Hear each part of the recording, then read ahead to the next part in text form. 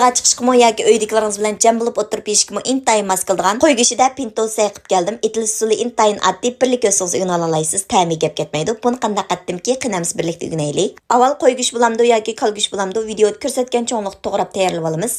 Uningdagi mogoni videoda ko'rsatgandek shilib to'g'rab olamiz. Mogon cho'qim silinglar do'stlar. Ta'mi bek payz bo'ldi-ki.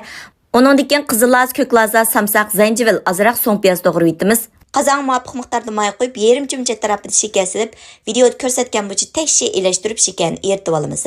Shakar erib ko'pikchilar ustiga o'rlab chiqqandan keyin go'shtni silib qo'rsak, go'sht intayin chiroyli qizirdi. Go'shtni sarg'aytib qo'rib olgandan keyin 2 gram atrofida tuz silib qo'raymiz.